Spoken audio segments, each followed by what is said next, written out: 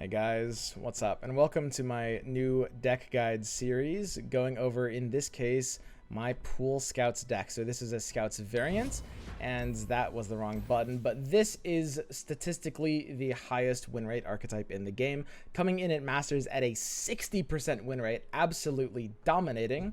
And you'll already notice, if you're familiar with some Scouts, that my version is actually pretty unique compared to some of the other cards that people are running. Anyway, Scouts is a deck that plays for a very combo-heavy game plan. It's not an aggro deck, although we will kill people pretty fast. We're mulliganing very aggressively towards the combo hits of Misfortune Plaza and the cards that combo with those core two cards. Now, there's a reason that this is the first deck of my new kind of deck guide series that I'll be doing, and that's because this deck is fast, this deck is easy, and because it is statistically the highest win rate deck in the entire game, and it is my personal choice for if you are looking to climb to Masters. I would recommend this deck to everybody. Now, if you want to import this deck into your own client, go ahead and check the pinned comment because that's going to have the deck code. It's also going to have a link to the Mobalytics post for this deck, where if I decide to make any slight changes to this deck, I will be updating it there, so you'll get a more updated version. I think this deck is extremely refined, and I'm going to make extremely scarce changes in the next week, but check anyway. So now let's go ahead and break down some of the key cards in the list and how they work. Starting with the core of the concept, we have Misfortune and Grand Plaza. These are the two cards that we're hard mulliganing for. If we don't have either card, we kick every card in our opening hand no matter what. Now, they have kind of combo support cards. Misfortune gets supported by Blinding Assault, and the Grand Plaza gets supported by Island Navigator as well as Grizzled Ranger, right? So what that means in this case is that in the mulligan, which is very important, if we have Misfortune, then we can keep Blinding Assaults and Island Navigator. If we have the Grand Plaza, then we can keep Island Navigator. But apart from that, literally always mulligan anything that's not MF or Grand Plaza that I didn't just mention, or if you don't have either of them. Effectively, the strategy here is that some of the combos of these cards are so ridiculous in power level that we build and mulligan to maximize our odds of those combos happening. When we on turn 3 play Blinding Assault and Misfortune both on the same turn, a lot of decks just lose the game on the spot to that. And the same is true with Plaza into Island Navigator on turn 4. And that's why a lot of the changes have been made to this particular version of the list. This is, you know, the swim spice, if you will. I'm running Pool Shark in this list. Nobody else is. I actually think it's really, really good here. Most people are running Jagged Butcher in this slot, and it doesn't really do enough because we don't even necessarily always want to play our card on turn 1. Banking mana is going to be very important to this list, as you can see later. Pool Shark looks a little weird to play in this list, right? Because, you know, normally we don't want to play Pool Shark very early as a card because it gives the thing fleeting. In this deck, we will almost always be playing Pool Shark on turn 2. If we don't have either MF or Grand Plaza, we will play Pool Shark on turn 2 to increase our draws of being able to hit it. In fact, if we have Misfortune, we're still going to play Pool Shark on turn 2, because if we don't have Blinding Assault, then it gives us an extra draw to hit Blinding Assault as well. This actually is really significant because in those hand states, it's an additional 7% chance to hit the nut combo on 3 just from the Pool Shark. And that, in addition to being, you know, a 1-mana 1/2, makes it phenomenal in this deck. That being said, you are always mulliganing Pool Shark away. There's no reason to keep it unless you're against an aggro deck attacking on turn 1, because think about it like this. Pool Shark kind of gives you an extra mulligan. That's what this card does. It gives you an extra draw to hit your combo, but it does cost 1 mana for a 1/2, and there's no point in doing that when you can just draw the card that Pool Shark would have drawn you by taking the mulligan on it, right? Think about it like that. Okay, next up we've got Fortune Croaker. This one's very simple. Nothing to say about this card. You don't play this early in this deck, but it's here to kind of replenish hands and make sure that we don't run out of steam in the mid to late game. And you'll notice the final very major addition that we've made to what is normal for a Scouts archetype is Chain Vest and Ranger's Resolve. Some of them are running Rangers. As far as I've seen, literally nobody else is running Chain Vest in this deck. I actually think it's really amazing in this deck, in this meta right now, and here's why. There's a lot going on in this meta right now, like Go Hard, that pings 1, like Ezreal Draven, that is going to be, you know, really threatening, but pretty scared of Chain Vest, and there's a lot of spots where we really need to be protecting our tools for 1 mana. Try it out. You'll be surprised how many spots this Chain Vest will bail you out. In fact, it seems like a card we want to use on Misfortune in this deck, because Misfortune is the primary win con, and keeping her alive is important. However, as much as that is true, we will use it on her sometimes. It's actually like much more common to use it on Valor. When they go into ping your Valor, like let's say you play Misfortune Valor on turn 3, when they move into ping it and you Chain Vest, that Chain Vest just won you the game, right?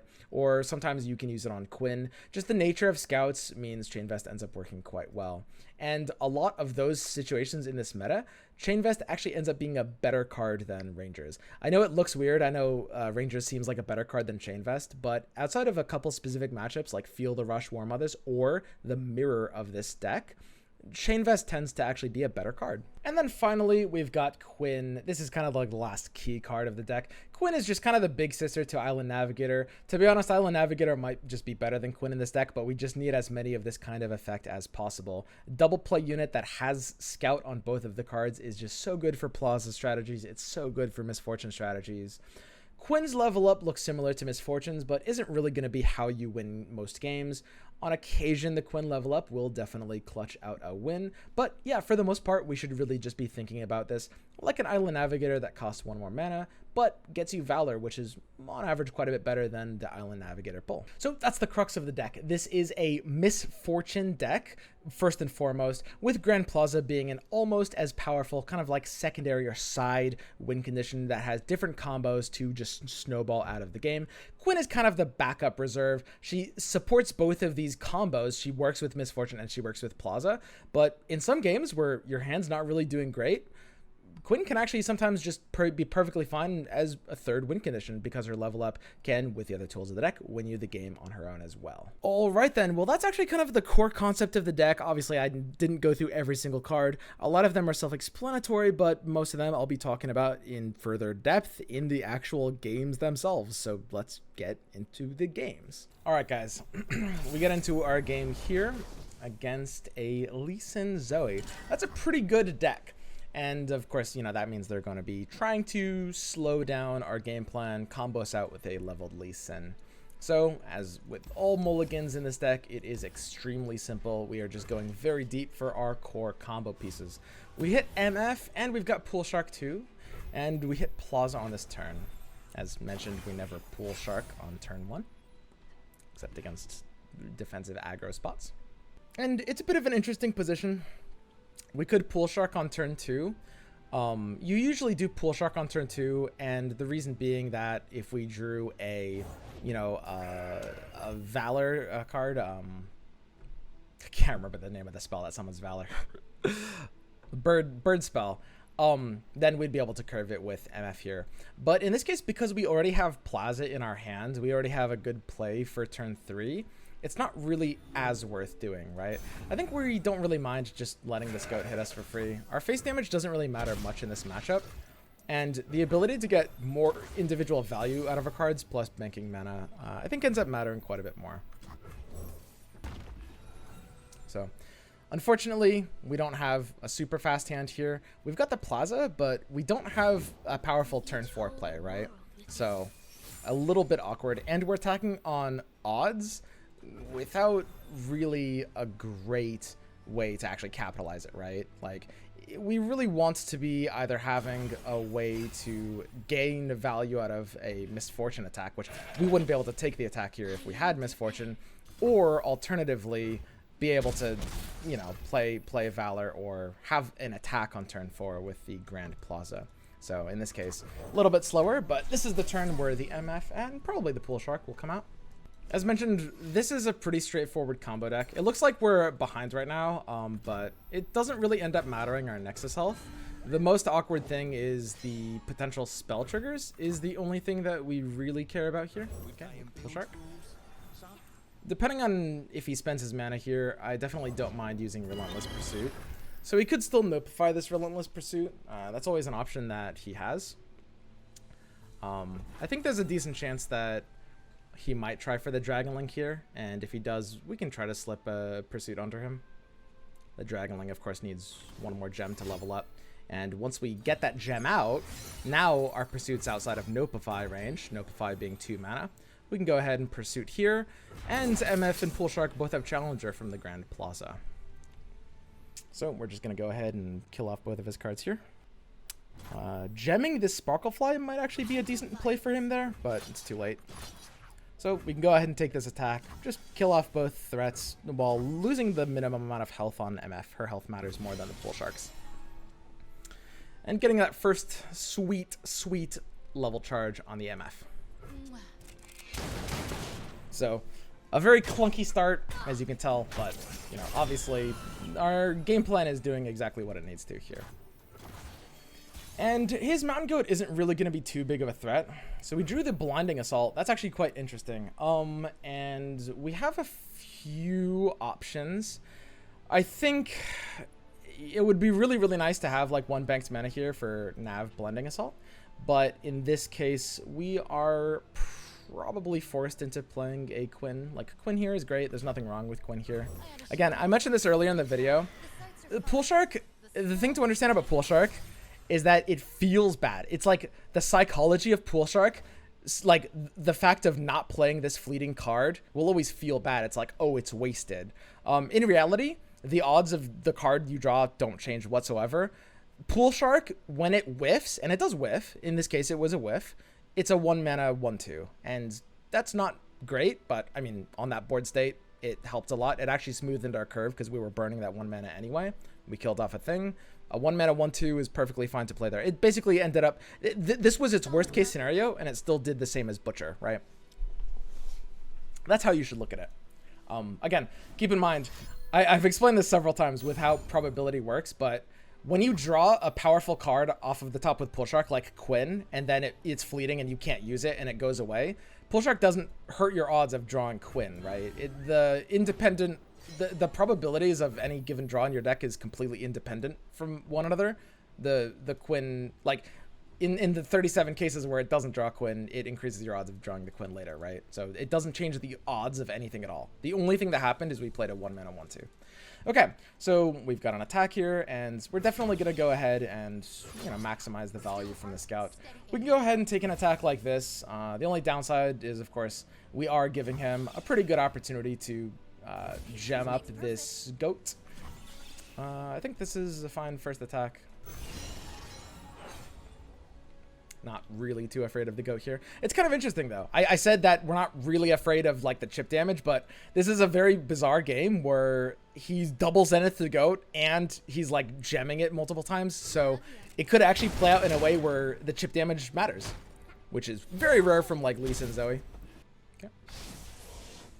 So hushing the Quinn there is definitely a little annoying.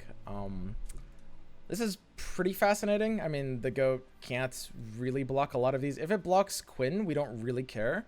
You know, we have a second Quinn on our hand, but most importantly, it's the MF level up we care about. We could do a full attack and he'd kill the MF instead of the Quinn, and then we'd save the Quinn.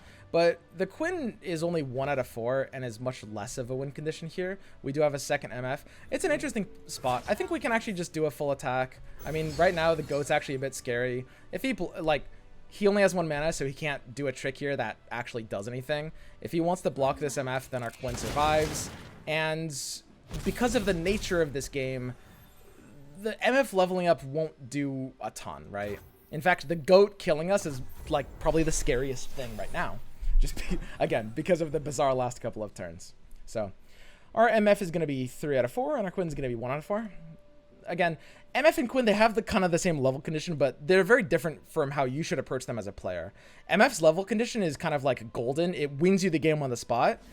Quinn's level condition is pretty good, and sometimes when you're kind of forced to play for a slow value game, that you have to, sometimes the Quinn level up is impactful, don't get me wrong, but it's on a very different level to, you know, the value of MF's level, okay? So he's going to go ahead and trade it down here. The next damage doesn't end up mattering because he doesn't have Lee Sin, and we're guaranteed to kill him next turn no matter what here. So the only question is, do we want to open attack or develop into him next turn? And there's actually kind of no real benefit to open attacking. We can just go ahead and develop into him. So I'm happy to play Misfortune here. You know, open attacking means attacking first action, right? And his deck, Lee Zoe, doesn't really have punishes to development, right? So we can just get our Navigator attack value. Okay, it looks pretty good. And we keep mana up if we wanted a weird option for something else. We can definitely go for like a Croaker here. But yeah, Lee Zoe just does, like, specifically, they don't, cards like Ruination, cards like Avalanche, cards like Arachnoid Sentry, like a slow speed thing that ruins the combat. They don't really have that. Palm at slow speed gets an additional blocker compared to fast speed, but that doesn't really matter enough here. So, you know, we've got a pretty sweet attack. We could definitely generate a little bit of a better attack by taking a Croaker at some point, but we don't really need, you know, too much scout value here. This looks like a very easy drag. We can get, like, maximum attack. We attack with all the scouts, obviously not attacking with the non-scouts. You know, we're keeping our units as annoying as possible. There's a real consideration because the Lee Sin might be using Pale instead. There's a real consideration to take the goat. You know what? Pale is absolutely in his range. He hasn't played a single one. Let's go ahead and reverse our drag here. We're going to go ahead and drag the goat with the Island Navigator, because that way if he pales the goat, he can't keep it alive. And that would be really awkward. Pale is one of his power cards right now. The damage we deal to Lee doesn't really matter.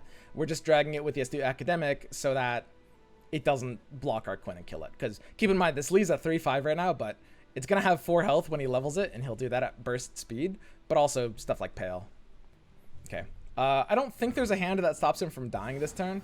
Like, he has a scary range right now, but the fact of the matter is that he just doesn't have enough mana. And that's kind of the downside of using, like, so many Zeniths like that, like double Zenithing the first goat. He's just so behind on mana compared to how his deck normally wants to be on turn 7 of the game, right? And we just have another big attack here. My Quinn and my MF aren't leveling up, but they really don't need to in this position. And arguably, even importantly, we freed up board space here, which means now in terms of the second attack, I can play a Croaker, I can play a Croaker and a Blinding Assault for, you know, an additional... Oh, that's what that card's called, Blinding Assault. An additional Valor. I can play an additional Valor here. And of course, Plaza doesn't really do enough because it means we can't play Croaker. So Croaker is going to be a little bit better. We can go ahead and play the Croaker first here, just because there's a chance it will draw us something like Riposte that could change our action here. Second Blinding Assault, that's kind of funny. Now, it's very unfortunate. Normally, we'd be able to play all the Blinding Assaults. Again, it doesn't matter. We have lethal here. If we had played the first... like, obviously, we had the second Blinding Assault before the draw. But just to explain that, if we had double Blinding Assault and Croaker, if we played both Blinding Assaults, then we'd be able to Croaker to override the Plaza, right? Because Plaza's not doing anything at that point. Like I mentioned, you could override Plaza sometimes for your lethal push and just get a tiny bit of extra damage. But you can't override it with Blinding Assault because it's just a spell that tries to summon. If you use it on full board, it won't do anything at all. So a pretty easy game. That played out in a weird way. That was actually an example of a pretty bad hand.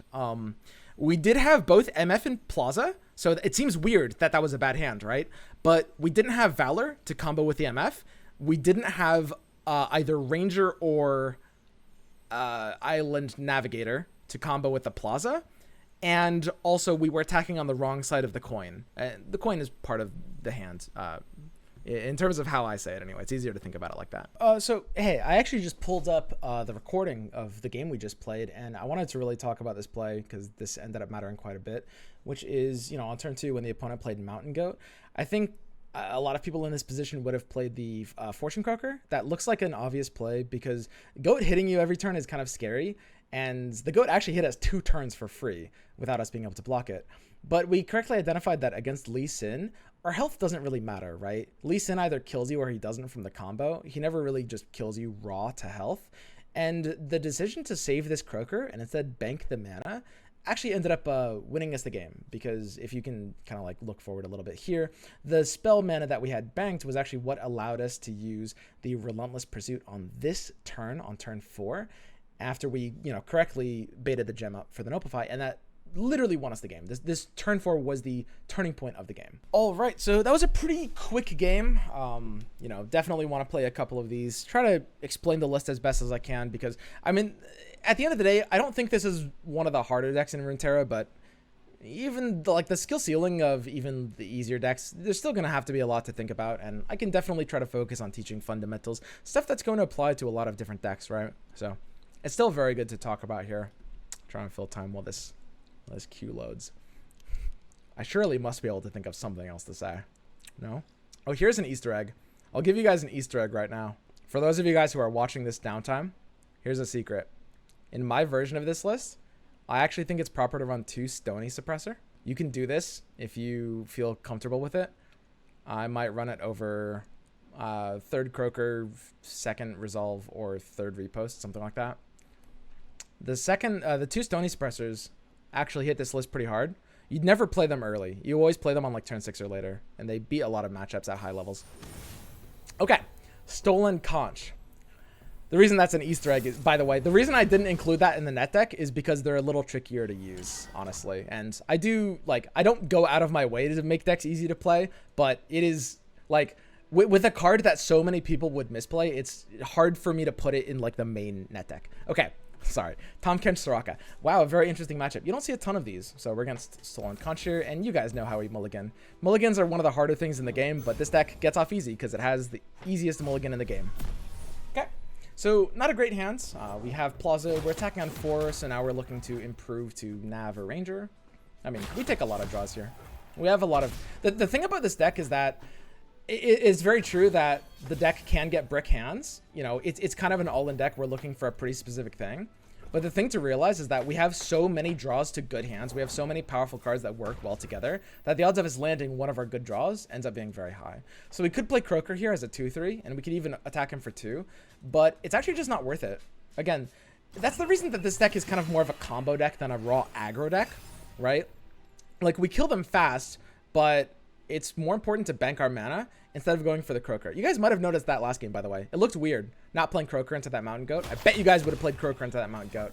And it actually might have been proper there. That one's debatable. But for the most part, you really want to maximize the value of your cards. Early chip damage can matter in some matchups. Definitely would have done that in some matchups. But there's just too many matchups where, like, I want the spell mana anyway, the way this deck works. And I just don't really gain anything from chipping the 2 damage here when I could be drawing a card off of Croaker later, as well as, you know, having just the more the mana banked for the next couple of turns, because we really need reactivity when the opponent is, you know, going in to try to remove our stuff, or even when they slip up and allow us an opportunity to get a really good Relentless Pursuit. We want that banked mana so that we can capitalize on that mistake, like we did last game. Like, in fact, that last game was a great example. If we had played the Croaker last game on the Goat, we could not have pursued it, and that pursuit won us the game. It actually did. Okay. So, we didn't have our 4-drop. It was still not a great hand, but using Grand Plaza on 3 and MF on 4 isn't bad. Pool Shark hits these spots very well, as you saw last game. But that's okay. Okay. So, we have an opportunity to try to burn some mana here. He doesn't really have a ton of scary stuff. I guess I can go ahead and challenge the Star Shepherd first. He can't heal anything right now, so there's no... his Star Shepherd can't spike an attack. Actually, he could Shakedown at burst speed and then Guiding Touch at burst speed. Give the Star Shepherd to attack. That'd be funny. Okay. Yeah, and if we had one more spell mana, we could actually threaten this Tahm Kench with Pursuit Sharpsight. Probably wouldn't have been worth doing because of Hush, but that's just, you know, an example of Pursuit being adorable to have as an option. So, pretty bad. I mean, Tahm Kench, obviously, a very good counter to any sort of strategy that's potentially disruptible. I mean, he's a Tahm Kench deck. He's got a good hand, and we're a little too slow, so I'm pretty sure we're not winning this game. But, you know, obviously we play it out. Okay, so he goes ahead and eats the MF here. This is a good deck, by the way. Tahm Soraka. I was surprised when I saw it because it's an uncommon deck, but it's one of the best decks in the game. You guys should play it more. It's very high win rate. Okay, so I can go ahead and Quinn here. That's just the maximum mana efficiency play. Really can't do anything else with this hand. It's a slightly less than ideal not being able to get Plaza on the turn, but that's okay here. If he goes ahead and attacks into me, then we get pretty good blocks. I actually suspect that Pursuit here is just going to be the play. Because whether he attacks or not, he still gets pretty punished. Like, if he attacks with Tahm and Soraka, we can block the Tahm and then attack him anyway. And if he doesn't attack, then he's not healing the Tahm either, right? Because Soraka can't really heal units unless you can't block them. Because it heals, but then he gives us an extra combat, so it doesn't change anything, right? So we got him down to 2 mana, right? And look at this. Again, it's a spot where by not playing the Fortune Croaker earlier, the banked mana actually gives us a very, very impactful and, you know, relevant option here. So he takes the full attack with everything. The question is, can we read a Pale Cascade off of that? Because I'd like to block the Soraka with Valor, but we're definitely vulnerable to Pale Cascade if he does that. I could go ahead and like try to Valor into the Soraka post-combat. It's a little bit safer, but we kind of like... Yeah, there's just kind of no reason to pre-Valor here anyway, I think. Okay, I'm pretty happy just threatening this Tahm Kench here. Looks good. Tahm Kench, of course, very important to kill this misfortune thing. Sometimes he actually hushes his own Tahm Kench. If there's no other way to save the Tahm Kench, he could sometimes hush it so that I don't get the MF back, which it's a cute play, but if he does that, I really don't mind, right? Like, he loses the Tahm, he wastes a hush. It's not a bad play, but it's certainly not something I'm scared of, you know? Stalling, huh? So we're out of mana, but because he's got 2 mana with that deck, so we can think right now about like, ooh, what are we scared about? I mean, if he uses Hush on our Quinn, his Tahm still dies. Pale Cascade is probably the scariest thing he could have. We were kind of checking for Pale by doing it before, and so now we're kind of forking his Pale a little bit. He either has to let the Quinn live or lose his own Soraka, right? Which is kind of nice. And our MF actually can attack this turn too if he lets us get the MF back. That is so funny. That is actually so stupid that our MF can attack this turn too. Oh, Jesus. Okay, cool. So, Pale can either kill the Quinn, or in this case, it can kill the Valor and save the Soraka. Because this Soraka is dying if he Pales the Tahm, right? Because I have a second attack with his Valor that will kill the Soraka afterwards. He could also, like, Guiding Touch the Tahm for 2 mana, and that would level up the Soraka and smack our Valor. Yeah, that's not a bad play. I mean, I'd still kill the Soraka because my Quinn will still attack it, but would kill the Valor and do it in a pretty efficient way. I really think that he's just kind of out of good options here. Yeah, he hushed the Tahm Kench, like we were saying, which again, it's a fine. I'm sure it was the proper play for him there, by the way. I don't think he had a better option, but it's just not something that we're scared of, right? It's not something that its value is like winning him the game. So keep in mind, you know, we still have attacks next turn. We're just going to go ahead and skip this attack. We're never, you know, trading off for Quinn. We can keep it alive later. And the Soraka just dies for free too. Which is really important because, I mean, Soraka and Tahm are pretty good cards. When you can kill a Tahm Soraka, when you can kill both of their cards, you kind of win the game on the spot. So again, check it out. Like, that's another game where banking the mana, using Pursuit. Like, if we hadn't had Pursuit mana that turn and we hadn't used Pursuit that turn, we probably would have lost the game. The only reason we had him there was because we caught him without mana, right? And that is just so incredibly important. So my Quinn can go ahead and level up here. We've got a few different plays, but I think just using a Blinding Assault looks pretty good. We'll use the non-Quinn's Blinding Assault. It's our time to shine, Valor. And if we want to, we can attach a Croaker to that. I'm fine with that. I want to keep mana up for like 1 option, like Sharp Sight, but I don't mind going down to 2 mana here, depending on what he does. Goes ahead and passes it back to me. Okay. Yeah, I mean, Croaker is kind of the most free now that it's ever going to be. It's a little irrelevant. The question we have to ask ourselves is, like, what could he do that makes us need to repost? And the answer is actually kind of nothing. So, yeah, I'll go ahead and Croaker here. It's kind of the one time we're going to have a free Croaker, because the Valor's health doesn't matter. He can't deal 1 damage here, right? The Valor's dying to this anyway. And, you know, if we send the Valor in first, then this hand actually gets a little awkward sometimes. Okay. So, I guess we threaten this one. I was just going to send it into that, but yeah, I mean, it's fine either way. The reason he had to play that, by the way, was because he doesn't want to let this Quinn get a free attack in. You know, Quinn can't attack here because we need to level the Quinn, but he didn't, like, if he hadn't played the second unit there, we would have gotten the free Quinn attack in without him being able to stop it at all. Okay, so now what I can do is I can just take this attack here. The only question is, do I drag the Fortune Croaker, or do I like leave myself the free Valor? And leaving myself the free Valor just makes more sense, of course. No one escapes my aim. Okay, and this is an example. I mean, if you guys were, when I was talking before about how Quinn is less good than MF's level up, they're on a very different level. But in some games that go a little bit longer, and you're just like looking to squeeze out the value to kill stuff, it can be your win condition, and here it is. I can Sharp Sight here just because he's not running a deck that can punish me for tap into 0 here. There would be some decks, like if he could have single combat or something like that, I couldn't really do that because then my Quinn dies, but in his deck in particular, he has no punish in that action, so I can just go for the value play. So now he can kill my Quinn with the box tip bus, but remember 3 turns ago when we were deciding on the Blinding Assault we played normal Blinding Assault instead of Quinn's Blinding Assault. And now when he kills our Quinn, if he does, we sometimes just don't even let him, but we can just play another Quinn afterwards. No reason to play anything here. He has to take this attack. It's a big responsibility to shepherd stars.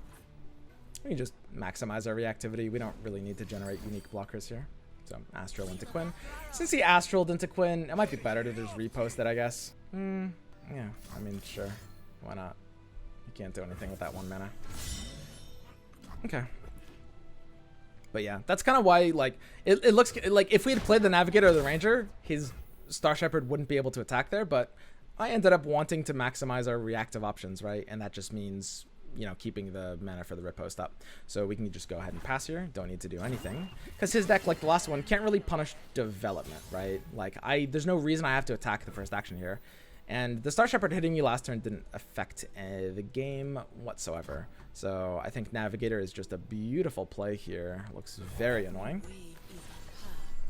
And here, I can, if I want, I can Brightsteel Protector and override the Plaza. If I want to make this turn punchier, I don't know if I need to do that, but, you know, we're kind of past the point of the Plaza matter.